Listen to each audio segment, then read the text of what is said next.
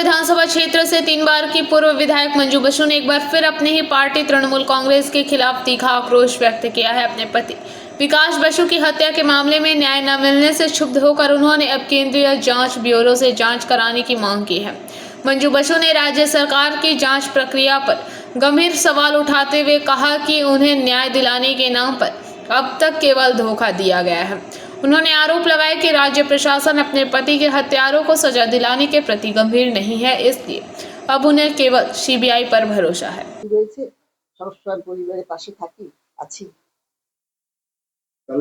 তাহলে সে বসু পরিবারে সে আমাকে দিল না, আমি নাকি তিনবার দেওয়া হয়ে গেছে, তাহলে সেও তো নতুন প্রদীপ বসু, তাকে দেওয়া হলো, সে তো বসু পরিবার এবং লোকাল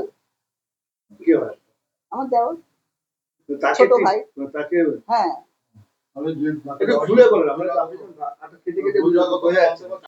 সেদিন পরের দিন দেখলাম একটা বিকাশ বসুর মুখ নিয়ে একটা অ্যাপ্রন করেছে, অ্যাপ্রন পরে প্রচার করতে বেরিয়েছে। এটাতে আমার তীব্র আপত্তি, কারণ বিকাশ বসুকে এত পথে নামানো হলো কেন?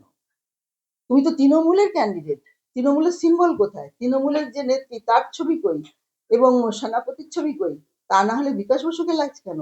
প্রতিবার কি নির্বাচন করতে হলে তখন কি বিকাশ বসুকে লাগে আর তারপর সব ভুলে চলে যায়? আমি তো এখনো পর্যন্ত কোনো বিচার পেলাম না।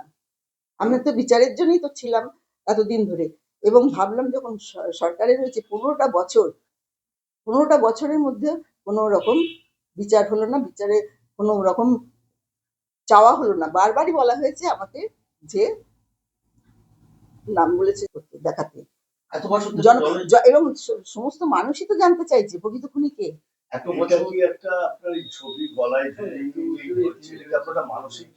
মানসিক যন্ত্রণা না, বলুন আপনি ওই মানুষটাকে কেন এইভাবে ইয়ে করা হচ্ছে, এত সস্তা করে দেওয়া হচ্ছে গলায় করে? তার সেন্টিমেন্ট নিয়ে জিততে হবে, তার সেন্টিমেন্ট নিয়ে জিততে হবে কেন?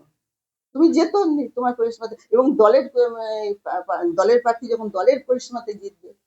যদি আপনি আপত্তি করেন তাহলে কি পারে এটা নির্বাচনে এইভাবে নির্বাচন কমিশনকে জানাবেন?